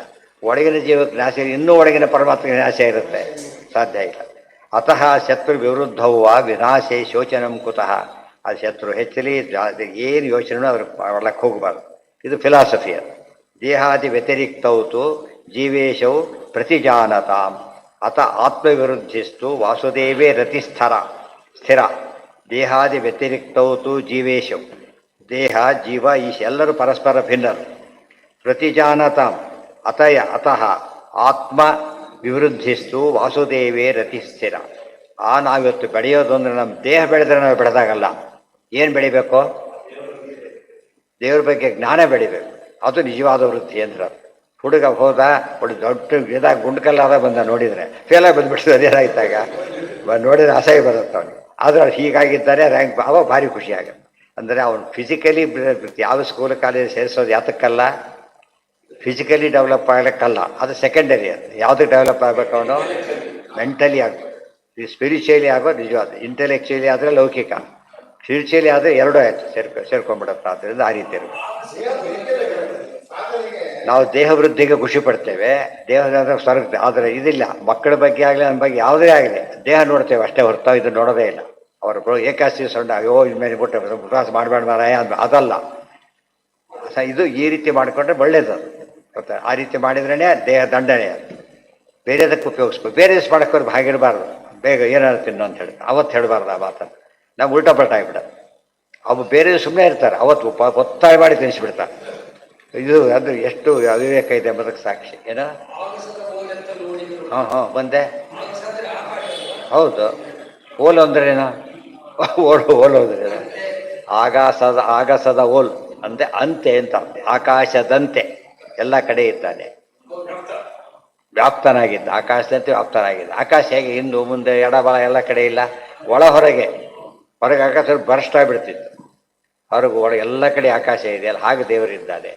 ವಿಷ್ಣು ಪಾದ ವಿಷ್ಣು. ದೇಹಾದಿ ವ್ಯತಿರಿಕ್ತೌತು ಜೀವೇಶೌ ಪ್ರತಿಜಾನತಾಂ ಅತಃ ಆತ್ಮವಿವೃದ್ಧಿಸ್ತು ವಾಸುದೇವೇ ರತಿಸ್ಥಿರ. ಎಷ್ಟು ಒಳ್ಳೆ ಪಾಯಿಂಟ್ ನೋಡಿ. ನಾವು ಬೆಳೆಯೋದು ಅಂದರೆ ದೇವರಲ್ಲಿ ಭಕ್ತಿ ಮಾಡ್ತೇವೆ, ಅದು ಬೆಳವಣಿಗೆ. ಅದಕ್ಕೆ ಹನುಮಂತ ಕೇಳಿ ಏನಂತ? ಪ್ರವರ್ಧತಾಂ ಭಕ್ತಿರಲ ದೇಹೋವರ್ಧತಾಂ ಅಂತ ಕೇಳಲಿಲ್ಲ, ಭಕ್ತಿ ಪ್ರವರ್ಧತಾಂ ಅಂತ ಕೇಳಿದ್ವಿ. ಈ ಮಾತಿಗೆ ಆ ಮಾತು ಅರ್ಥವಾಗಿ ಈ ಮಾತು ಓದಿರ್ಬೇಕು. ನಿಜವಾದ ವೃದ್ಧಿ ದೇವರಲ್ಲಿ ಭಕ್ತಿ ಹೆಚ್ಚದೆ ನಮ್ಮ ಜೀವನ ದೊಡ್ಡ ಸಾಧನೆ ಹೊರತು ದೇಹಾದಿಗಳು ಬೆಳೆಯೋದೆಲ್ಲ ಔಪಾಧಿಕ. ಅವೆಲ್ಲ ಎಷ್ಟು ಬೇಕೋ ಅಷ್ಟೇ, ಎಷ್ಟು ಬೇಕೋ ಅಷ್ಟೇ. ಪ್ಯಾಕಿಂಗ್ ಭಾರಿ ಚೆನ್ನಾಗಿರ್ಬೇಕು. ಮುಂದೆ ಮಾಡೋದು ಕಟ್ ಮಾಡೋದೇ ಫಸ್ಟ್. ಅದನ್ನು ಪ್ಯಾಕಿಂಗ್ ಮಾಡ್ತಾರಲ್ಲ ಭಾಳ ಟೈಟ್ ಫಸ್ಟ್ ಕ್ಲಾಸೇ ಮಾಡ್ತಾರೆ. ಅದು ಮೊದಲು ತೆಗೆಯೋದೇ, ಅದನ್ನು ಓಪನ್ ಮಾಡೋದೇ. ಅದು ಬಿಡದೆ ಹೋದರೆ ಎಲ್ಲ ಬಿದ್ದೋಗ್ಬಿಡುತ್ತೆ. ಪ್ಯಾಕಿಂಗ್ ಇರಬೇಕು. ಅದು ಅನ್ಬ್ರೇಕಬಲ್ ಆದರೂ ಉಪಯೋಗ ಇಲ್ಲ. ತೆಗಿಲಿಕ್ಕೆ ಬರೋದು ಏನು ಉಪಯೋಗ ಏನಾಗಿದೆ? ಅಲ್ಲೇ ಬಿಚ್ಚೋಯ್ತು ಉಪಯೋಗ ಇಲ್ಲ. ಎಷ್ಟಿರಬೇಕು ಅಷ್ಟೇ. ಅಂಗಡದಲ್ಲಿ ಬಚ್ಚಿ ಕುಡಿತು ಹಾರಿ ಹೋದಂತೆ. ಒಳ್ಳೆ ದೃಷ್ಟಾಂತ. ಅದು ರಿಜಿಸ್ಟ್ರೇಷನ್ ಮಾಡ್ಲಿಕ್ಕೆ ಕೊಡೋಲ್ಲ, ಅದು ಕೊಡ್ತೇ ಎದ್ದೋಗ್ಬಿಡ್ತದೆ ಅಷ್ಟೆ. ಯತೃನಾಶಸ್ತಥಾ ಅಜ್ಞಾನ ನಾಶೋ. ನಿಜವಾದ ನಾಶ ಅಂದರೆ ಯಾರೋ ಸಾಯಿತು ಹತ್ರ ನಮಗೆ ಖುಷಿ ಆಗಬಾರ್ದು. ಅಜ್ಞಾನ ಹೋದ್ರೆ ಖುಷಿ ಆಗಬೇಕು. ಅಜ್ಞಾನ ನಾಶವಾಗಲೇಬೇಕು. ಅಜ್ಞಾನ ಬೆಳೀತಾ ಹೋಗುತ್ತೆ. ಅಜ್ಞಾನ ಕಳ್ಕೊಳಕ್ಕೆ ದಿಲ್ಲಿ ಕಳಿಸಿದರೆ ಏನಾದವನು? ಅಜ್ಞಾನ ಹೆಚ್ಚಾಗಿಬಿಟ್ಟು ಜ್ಞಾನ ಇದ್ದಿದ್ದು ಹೋಯ್ತು. ಅದು ರೋಗ. ಇವತ್ತು ಆಸ್ಪತ್ರೆ ಸೇರಿ ರೋಗ ಜಾಸ್ತಿ ಆದರೆ ಯಾಕೆ ಸೇರಿಸ್ಬೇಕು ಅಲ್ಲಿಗೆ? ರೋಗ ಕಡಿಮೆ ಆದರೆ ಅಟ್ಲೀಸ್ಟ್ ಕ್ಯೂರ್ ಆದ್ರಂತೂ ನಂಬರ್ 1 ಅದು. ಅದೇ ಇವತ್ತು ಉಲ್ಟಾಪಟ್ಟ ಆದರೆ ಪಜಿತಿ ಆಗುತ್ತೆ. ಅದನ್ನು ನಾವು ಲೋಕದಲ್ಲಿ ಎಲ್ಲ ನಿಮಗೆ ಎಚ್ಚರ ಇದೆ. ಶಾಸ್ತ್ರಕ್ಕೆ ಬಂದ ತಕ್ಷಣ ಅವ್ರು ಉಲ್ಟಾಪಟ್ಟ ಹೋಗ್ಬಿಡ್ತಾರೆ. ನಿಮಗೆ ಅರ್ಥ ಆಗಲಿ ಬಿಡಿ, ನಮ್ಮದೇ ಬೇರೆ ಅಂದ್ಬಿಡ್ತಾನೆ. ಶತ್ರುನಾಶಸ್ತಥಾ ಅಜ್ಞಾನನಾಶೋ ನ ಅನ್ಯ ಕಥಂಚನ ಇತಿ ಬ್ರಹ್ಮ ವಿವರ್ತೆ ಇತಿ ನೋಡಿ. ಪಾಂಡವರ ಕಥೆನೇ ನೋಡ್ರಿ. ಚಕ್ರವರ್ತಿಗಳಾಗಿ ರಾಜ್ಯ ಇಡೀ ವಿಶ್ವಕ್ಕೆ ದೊಡ್ಡ ಆಶ್ಚರ್ಯ ಉಂಟು ಮಾಡುವಷ್ಟು ಪ್ರಗತಿ ಬಂತು. ಆಮೇಲೆ ಎಲ್ಲ ಬಿಟ್ಬಿಟ್ಟು ನಡ್ಕೊಂಡು ಹೊರಟುಬಿಟ್ರು. ಮಹಾಪ್ರಸ್ಥಾನ ದೇಹ ಬಿಟ್ಟು ಹೊರಟುಬಿಟ್ರು. ಈ ಮಾಡೋಕ್ಕೂ ಸರಿ, ಹಾಗಿರ್ಲಿಕ್ಕೂ ಸರಿ. ಅದನ್ನು ಅರ್ಥ ಮಾಡಿಕೊಂಡೆ. ಅದು ಸಂಸಾರ ಹಾಗಿರ್ಬೇಕು ಹೊರತು ಅಟ್ಯಾಚ್ಮೆಂಟ್ ಇರಬಾರ್ದು. ಶತ್ರುನಾಶಸ್ತಥಾ ಜ್ಞಾನನಾಶೋ ನ ಅನ್ಯ ಕಥಂಚನ ಇತಿ ಬ್ರಹ್ಮ ವಿವರತೆ. ಅದಕ್ಕೆ ಕಾಮಾದಿಗಳೆಲ್ಲ ಒಳಗಿನ ಶತ್ರುಗಳಾದ್ದರಿಂದ ಅವು ಸಾಯ್ಬೇಕೆ ಹೊರತು ಯಾವ್ದು ಸಾಯ್ಕೊಡ್ದು? ಹೊರಗಿನ ಶತ್ರು ನಮಗೆ ಶತ್ರು ಉಪಯೋಗ ಇಲ್ಲ. ಶತ್ರು ಸತ್ರೆ, ಒಳಗಿನ ಶತ್ರು ಸತ್ರೆ ಆಗ ನಾವು ವಿಕಾಸವಂತೆ. ತೃತೀಯೋ ಅಧ್ಯಾಯ ಅಧ್ಯಾಸ್ತೆ ಸರ್ವಧಿಷ್ಠ. ಅದು ಮುಗಿತ. ದ್ವಿತೀಯಾಧ್ಯಾಯ ಮುಗಿತು. ಅಧ್ಯಾಸ್ತೆ ಸರ್ವಧಿಷ್ಣೇಭ್ಯ ಪರಮೇಷ್ಠಿ ನಿಜಾಸನಂ ತದಹಂ ವರ್ಧಮಾನೇನ ತಪೋಯಜ್ಞ ಸಮಾಧಿನ ಕಾಲಾತ್ಮನೋಶ್ಚ ನಿತ್ಯತ್ವಾತ್ ಸಾಧಯಿಷ್ಯೆ ತಥಾತ್ಮನಃ. ಇದು ಹಿರಣ್ಯಕಶಿಪುವಿನ ಯೋಚನೆ ಇದೆ. ಇಷ್ಟೆಲ್ಲ ಉಪದೇಶ ಮಾಡಿದ. ಮುಂದೆ ಹೋಗಿ ತಪಸ್ಕೋದ. ಏನು ಸಾಯ್ಬಾರ್ದು ಹೊರ ತೊಗೊಳಕ್ಕೆ ಹೊರಟ. ಅದು ಅವ್ರು ಹೇಳಿದ್ದು ಅವನಿಗೆ ಗೊತ್ತಾಗಿಲ್ಲ. ಇಷ್ಟೊತ್ತೇನು ಉಪದೇಶ ಮಾಡಿದ. ತಿಳ್ಕೊಂಡು ಏನು ಮಾಡಬೇಕಾಗಿತ್ತು ಅವನು? ನಮ್ಮ ವೈಷ್ಣವರಲ್ಲಿ ಯಾರಾದರೂ ವಿಷ್ಣು ಭಕ್ತರು ಸಾಯಬಾರದು ತಪಸ್ ಮಾಡಿದ್ದಾರಾ? ಒಬ್ಬರು ಮಾಡಿಲ್ಲ. ಆದರೆ ಅವ್ರು ಯಾರು ಚಿರಂಜೀವಿಗಳಾಗಿಬಿಟ್ರು. ಅವರು ಸಾಯಬಾರ್ದು ಅಂತಾನೆ ಬೇಗ ಸಾಯ್ತಾರೆ. ಹೊರ ತಗೊಳ್ಳೋದು ಸಾಯ್ಕೊಡೋದು ಅಂತೇಳಿ ಬೇಗಲೇ ಸಾಯ್ತಾರೆ. ಯಾವ ರೀತಿಯ ಸಾವು ಅನ್ಕೊಳ್ಳೋದು ಅದೇ ರೀತಿಯೇ ಸಾಯ್ತಾರೆ. ಅದಕ್ಕೆ ಯಾವ ಕಾಲಕ್ಕೂ ಕೂಡ ಇದು, ಅದಕ್ಕೆ ವಿಷ್ಣು ಭಕ್ತರ ರೀತಿ ಸಾಯಬಾರ್ದು ಪ್ರಶ್ನೆ ಅವರಿಗಿಲ್ಲ. ಮತ್ತೆ ಹುಟ್ಟಬಾರ್ದು, ಅದು ಗ್ರೇಟ್. ಪರೀಕ್ಷೆಗೆ ಹೋಗದೆ ಬಿಟ್ರೆ ಫೇಲ್ ಆಗ್ತಾರೆ. ಸೆಪ್ಟೆಂಬರಿಗೆ ಬರಬಾರ್ದು ಅಂತ ಓದಬೇಕೆ ಹೊರತು ಪರೀಕ್ಷೆಗೆ ಬರಬಾರ್ದು ಅಂದರೆ ಎಷ್ಟೋ ಜನ ಬೇರೆ ಪರೀಕ್ಷೆ ಮಾಡಿ ಮುಂದೆ ಹೋಗ್ಬೇಕು ಅಂತ ಹೇಳ್ತಾರೆ. ಬೇರೆ ಪರೀಕ್ಷೆ ಮಾಡಿ ಪರೀಕ್ಷೆ ಅವಾಯ್ಡ್ ಮಾಡಬಾರ್ದು. ಎಕ್ಸಾಮ್ ಅವಾಯ್ಡ್ ಮಾಡೋದ್ರಿಂದ ಅವನೇನಾಗ್ತಾನೆ, ಹಿಂದುಳಿತಾನೆ ಹೊರತು ಮತ್ತೆ ಹುಟ್ಟೋದು ಮತ್ತೆ ಸಾಯೋದು. ಯಾವಾಗ ಇದು ಪರೀಕ್ಷೆ ಪಾಸಾಗಿ ಬಿಡ್ತಾನಲ್ಲ ಅದು ಗ್ರೇಟ್. ಸಂಸಾರದಿಂದ ದಾಟಿ ಹೋಗಬೇಕೆ ಹೊರತು ಅದಕ್ಕೆ ಇನ್ನು ಸಾವಿರಬಾರ್ದು ಪ್ರಯತ್ನ ಮಾಡಬೇಡಿ, ಮಟ್ಟೊಮ್ಮೆ ಹುಟ್ಟು ಬರಕೂಡದು ಅಂತ ಆ ಪ್ರಯತ್ನ ಮಾಡಿ ಅಂತ ಹೇಳ್ತಾರೆ. ಗೊತ್ತಾಯ್ತಾ? ಅದು ಜಾಣತಾನೆ. ಮನೆಗೆ ಹೋದಕ್ಕಿಂತ ಮುಂಚೆ ಒಂದು ಕ್ಲಿಯರ್ ನೋಡ್ತಾರೆ, ಲಗೇಜ್ ಚೆಕ್ ಮಾಡ್ತಾರೆ, ಬಿಟ್ಟವ್ರು ಮತ್ತೆ ವಾಪಸ್ ಹೊರಬೇಕಾಗುತ್ತೆ. ಹೌದಲ್ಲ? ಆ ಥರ ಯೋಚನೆ ಮಾಡಬೇಕು. ಅದು ನಮ್ಮ ಲಗೇಜ್ ಆ್ಯಕ್ಚುಲಿ ಬಿಟ್ಟು ಹೋಗ್ಬೇಕಾದ ಲಗೇಜ್ ಅವು. ಯಾವುದು ಬಿಟ್ಟು ಹೋಗಬಾರ್ದು? ಜ್ಞಾನ ಬಿಟ್ಟು ಹೋಗಬಾರ್ದು. ಅದು ಬಹಳ ಮುಖ್ಯವಾದ ಅಂಶ. ಜ್ಞಾನಕ್ಕೆ ಅಫೆಕ್ಟ್ ಆಗೋದಾದರೆ ಎಂಥ ಸಾಮ್ರಾಜ್ಯಕ್ಕೂ ಬೆಲೆ ಇಲ್ಲ. ಜ್ಞಾನ ವೃದ್ಧಿ ಆಗೋದಾದರೆ ಗಂಜಿ ಇದಕ್ಕೂ ಬೆಲೆ ಇದೆ. ಗಂಜಿಗೂ ಬಹಳ ಮಹತ್ವ ಇದೆ. ಕಷ್ಟ ಹೇಳಿದ್ನಲ್ಲ, ಅದು ತಿಳ್ಕೊಂಡಿದ್ದು ಹೋದಾಗ ಕಷ್ಟ, ತಿಳ್ಕೊಂಡಾಗ ಕಷ್ಟ ಅನ್ಸೋದಿಲ್ಲ. ಇವತ್ತು ಕರೆಂಟ್ ಕೆಲಸ ಭಾರಿ ಕಷ್ಟ, ಗೊತ್ತಿದ್ದವನಿಗೆ ಪಟ ಮಳೆ ಕೊಡ್ತಾರೆ. ಗೊತ್ತಾಯ್ತು. ಉಳಿದವರಾದರೆ ನೋಡಿದ ತಷ್ಟು ಬೇಡವಾರೆ, ನಾವಂತೂ ಡೇರೆ ಬೇಡ, ನೀನು ಮಾಡಬೇಡ ಹುಷಾರು ಅಂತ ಹೇಳಿದೆ. ಅದು ಗೊತ್ತಿದ್ದವನೇ ಸಮಸ್ಯೆ ಬರೋದಿಲ್ಲ. ಯಾವ ಅದಕ್ಕೆ ಈಜು ಬಂದವನಿಗೆ ನೀರು ಕಂಡ್ರೆ ಖುಷಿ ಆಗ್ತದೆ. ಈಜು ಬರದೇ ಇದ್ದವನಿಗೆ ಕೆಲವು ನೋಡಿದ್ದೀನಿ, ನೀರು ಹತ್ರ ಎಲ್ಲ ಮಲಕ್ಕೊಂಡು ತಗೋತಾರೆ. ಅಲ್ಲಿ ಎಲ್ಲಿ ಬಿದ್ದು ಬಿಡ್ತೀವಿ ಅಂತ ಹೆದರಿಕೆ, ಮತ್ತೆ ಬಿದ್ದು ಬಿಟ್ಟು ಈ ನೀರು ತಗೊಳ್ಳೋದು ಅಷ್ಟರ ಮಟ್ಟಿಗೆ ಭಯ. ನೀರು ಕಂಡ್ರೆ ಇವನಿಗೆ ನೀರು ಕಂಡ್ರೆ ಸಾಕು ಅರ್ಥ. ಸಂಸಾರ ಈಜು ಬಂದವರಿಗೆ ಸಂಸಾರವೆಂಬಂಥ ಸೌಭಾಗ್ಯವಿರಲಿ, ಈಜು ಬರದೇ ಇದ್ದವರಿಗೆ ಸಾಕು ಸಾಕಿದ್ನು ಸಂಸಾರ ಸುಖವು. ಎರಡು ದಾಸರಾಡೇನೆ, ಸಾಕು ಅಂತ ಒಂದು ಬೇಕು ಅಂತ ಒಂದು. ಕಾಲಾತ್ಮನೂ ಅಷ್ಟೇ ವಿಫಲ್ಟ ಬಣವತೋಳು ಅವರೆಬ್ಬರು ಯಾರವರೇ? ಈಗ ತದಹಂ ವರ್ಧಮಾನೇನ ತಪೋಯಜ್ಞ ಸಮಾಧಿನ, ತಪಸ್ಸು ಎಲ್ಲ ಮಾಡ್ತೇನೆ. ಪರಮೇಶ್ವರ ಬ್ರಹ್ಮದೇವರಿದ್ದಾರೆ. ಬ್ರಹ್ಮದೇವರು ಯಾರೋ ಯೋಚನೆ ಮಾಡಬಾರ್ದ? ನಾರಾಯಣನ ಮಗ ಅಂದ ಮೇಲೆ ಇನ್ಯಾಕೆ ಸಾಧ್ಯ ಇದೆ? ಅವ್ರು ಇಂಡಿಪೆಂಡೆಂಟ್ ಅಂತ ಎಲ್ಲ ಆಗಲಿಲ್ಲಲ್ಲ. ಆಗ ಅಷ್ಟು ಯೋಚನೆ ಮಾಡೋದಿಲ್ಲ. ನಮ್ಮ ಯೋಚನೆ ಒನ್ ಸೈಡೆಡ್ ಆಗಿರುತ್ತೆ ಹೊರತು ಏನಾಗಿರೋದಿಲ್ಲ. ಭಾರಿ ಬುದ್ಧಿವಂತಿಕೆ ಹೋಗುತ್ತೆ, ಮುಂದೆ ಫೇಲ್ ಆಗಿಬಿಡ್ತಾರೆ. ಅದು ಉಪಯೋಗ ಬರೋದಿಲ್ಲ. ಕಾಲಾತ್ಮನೋಶ್ಚ ನಿತ್ಯತ್ವಾತ್ ಸಾಧಯಿಷ್ಯೇ ತಥಾತ್ಮನಃ. ಕಾಲ ಮತ್ತು ಆತ್ಮ ನಿತ್ಯವಾದ್ದರಿಂದ ನಾನು ಪ್ರಯತ್ನ ಪಡ್ತೇನೆ ಅಂತ ಹೊರಟ. ಜಾನತಾಮಪಿ ಕರ್ತವ್ಯಂ ಕರ್ಮಾತ್ಮಸದೃಶಂ ಸದಾ ತತ್ಪಾತ್ಮಸದೃಶ ಜ್ಞಾನಾತ್ ರಾಗಾದ್ಯೈರ್ವಾ ವಿಮೋಹಿತಾಃ ಜಾನಂತೋಪಿ ಅಸದೃಶಂ ಕರ್ಮ ಕುರ್ಯುಃ ಋತೆ ವಿಹುಂ ಚತುರಾಸ್ಯಂ ಸ ನ ಅಯೋಗ್ಯಂ ಕರ್ಮ ಕುರ್ಯಾತ್ ಕಥಂಚನ ಐತಿ ನಾರದೀಯೇ. ತಿಳ್ಕೊಂಡು ಮಾಡ್ತಕ್ಕಂಥದ್ದು ತುಂಬ ಜನ ತಿಳುವಳಿಕೆನೆಲ್ಲ ಒಂದು ಗುಂಪು, ತಿಳುವಳಿಕೆ ಇದ್ದು ಅನುಷ್ಠಾನಕ್ಕೆ ಥರ ಇನ್ನೊಂದು ಗುಂಪು. ಆದರೆ ತಿಳುವಳಿಕೆ ಪೂರ್ಣ ಇದ್ದು ಎಂದೂ ತಪ್ಪು ಮಾಡದೇ ಇರೋದು ಸರ್ವೋತ್ತಮ, ನಿತ್ಯ ಮುಕ್ತ, ಸ್ವತಂತ್ರ. ಜೀವಕೋಟಿಯಲ್ಲಿ ರುಜುಗಳು ಅಷ್ಟೇ, ಇನ್ಯಾರೂ ಇಲ್ಲ. ಜಾನತಾಮಪಿ ಕರ್ತವ್ಯಂ ಕರ್ಮ ಆತ್ಮಸದೃಶಂ ಸದಾ. ಎಷ್ಟು ತಿಳುವಳಿಕೆ ಇದ್ದರೂ ಕೂಡ ತಮಗೆ ಯೋಗ್ಯವಾದ ಸ್ವಧರ್ಮವನ್ನು ಮಾಡಲೇಬೇಕು. ತತ್ರ ಆತ್ಮಸಾದೃಶ್ಯ ಅಜ್ಞಾನಾತ್ ರಾಗಾದ್ಯ ಇರುವ ವಿಮೋಹಿತ. ಆದರೆ ಇನ್ವಾಲ್ವ್ಮೆಂಟ್ ಇರಬಾರ್ದು, ಅದು ಭಾರಿ ಮುಖ್ಯ. ಅದು ಜಾನಂತೋಪಿ ಶತದೃಶ್ಯ.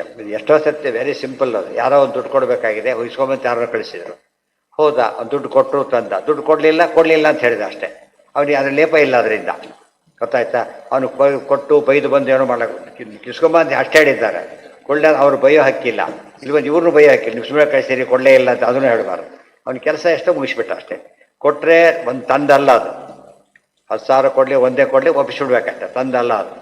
ಹೋಗಿ ಬಂದಕ್ಕೆ ಅವ್ರು ಬೇರೆ ಕೊಡ್ತಾರೆ, ಅದರಲ್ಲಿ ತೊಗೊಳಕ್ಕೆ ಹೋಗ್ಬಾರ್ದು. TDS ಮಾಡಕ್ಕೆ ಹೋಗ್ಬಾರ್ದು. ಇದರೊಳಗೆ ಪ್ರತಿಯೊಂದು ವಾರದಲ್ಲಿ ಮಾಡಿಕೊಂಡ್ರೆ ತಪ್ಪಾಗುತ್ತೆ. ಅದೇ ಫಲಾಪೇಕ್ಷೆ ಬರೋದು ಅಲ್ಲೇನೆ ಬರ್ಕೊಡ್ದು. ಜಾನಂತೋಪಿ ಹೆಸದೃಶಂ ಕರ್ಮ ಕುರ್ಯುಹು ಋತೆ ವಿಹುಂ. ತಿಳ್ಕೊಂಡ್ರೂ ಕೂಡ ತಪ್ಪು ಮಾಡ್ತಾರೆ. ಇಬ್ಬರೇ ಸ್ವತಂತ್ರನಾಗಿ ಪರಮಾತ್ಮ ಪುರುಷರಲ್ಲಿ, ಲಕ್ಷ್ಮಿ ಮಹಾಲಕ್ಷ್ಮಿ ಅಂಡರ್ಸ್ಟುಡ್. ಜೀವಕೋಟಿಯಲ್ಲಿ ಬ್ರಹ್ಮದ ಇಬ್ಬರೇನೆ ತಿಳ್ಕೊಂಡು ಎಲ್ಲ ಕರ್ಮ ಮಾಡಿ ಯಾವ ಲೇಪಕ್ಕೂ ಒಳಗಾಗಿದ್ದವರು ಇಬ್ಬರೇ, ಅವರು ಬೇರೆಯವರಲ್ಲ. ಅದಕ್ಕೆ ಆತ ಸರ್ವೋತ್ತಮರು, ಜೀವೋತ್ತಮರು. ಸರ್ವೋತ್ತಮ ಆಗಲಿಕ್ಕೆ ಕಾರಣ ಆ ಗುಣ. ಸ್ವಾತಂತ್ರ್ಯ ಇದ್ದಾಗಿದ್ದಕ್ಕೆ ಸರ್ವೋತ್ತಮ, ಸ್ವಾತಂತ್ರ್ಯ ಇಲ್ಲದೆ ಆಗಿದ್ದಕ್ಕೆ ಇವರಿಗೆ ಜೀವೋತ್ತಮ. ಚತುರಾಸ್ಯ ಬ್ರಹ್ಮದೇವರು. ಚತುರಾಸ್ಯ ಅಂತ ಹೇಳಿದ ತಕ್ಷಣ ವಾಯುದೇವರು ಎಲ್ಲ ತಗೋಬೇಕು ಅವ್ರನ್ನ.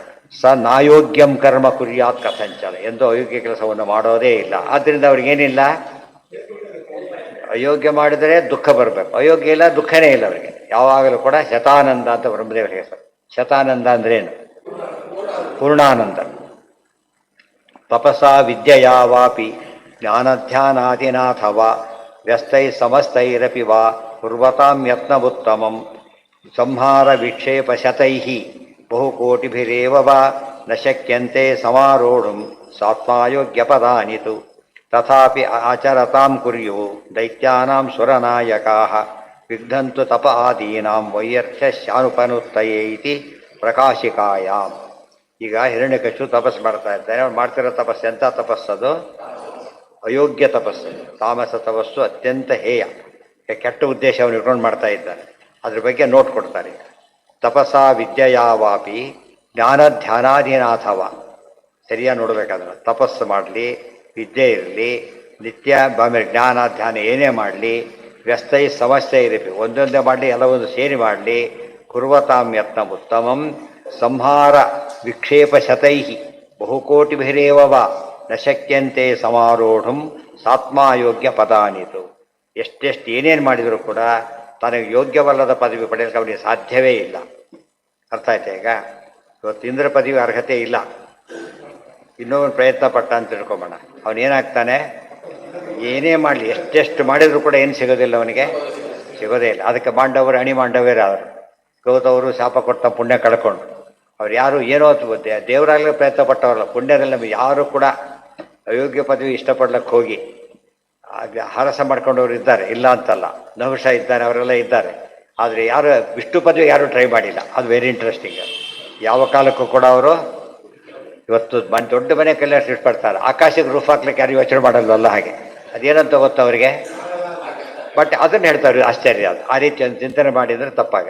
ಯಾವ ದೇವತೆಗಳು ಒಬ್ಬರು ಮಾಡಿಲ್ಲ ಅಂದಮೇಲೆ ಗೊತ್ತಾಯ್ತಾ, ಅದು ಸರಿಯಾದ ಧರ್ಮ ಯಾವುದು? ದೇವ ಪದವಿ ನಿಂತು ಕಾಂಕ್ಷೆ ಇಷ್ಟಪಡ್ಲಿಕ್ಕೆ ಹೋಗಬಾರ್ದು. ನಮಗಿಂತ ಸ್ವಲ್ಪ ದೊಡ್ಡ ಪದವಿನೇ ಸಿಗೋದಿಲ್ಲ, ಇನ್ನು ಇವರೇ ಹಾಕಿ ಸಿಗುತ್ತೆ. ಅದು ತಿಳಿಸ್ತಾರೆ. ಈಗ ಅದಕ್ಕೆ ದೃಷ್ಟಾಂತ ಕೊಟ್ಟರು ಆಚಾರ್ಯರು. ತಪಸ್ಸು, ವಿದ್ಯೆ, ಜ್ಞಾನ, ಧ್ಯಾನ ಎಲ್ಲ ಒಟ್ಟಿಗೆ ಒಂದೊಂದು ಪೂರ್ಣ ಏನೇನು ಮಾಡಿದರೂ ಕೂಡ ಪದವಿ ಸಿಗಲಿಕ್ಕೆ ಸಾಧ್ಯನೇ ಇಲ್ಲ. ತಥಾಪಿ ಆಚರತಾಂ ಗುರ್ಯುಹು. ಅಲ್ಲಿ ಒಂದು ಪ್ರಶ್ನೆ ಬಂದು, ದೇವತೆಗಳೆಲ್ಲ ಅವನಿಗೂ ವಿಘ್ನ ಮಾಡ್ತಾರೆ. ಮೊದಲು ಯಾರಿಗೆ ವಿಘ್ನ ಮಾಡ್ತಾರೆ.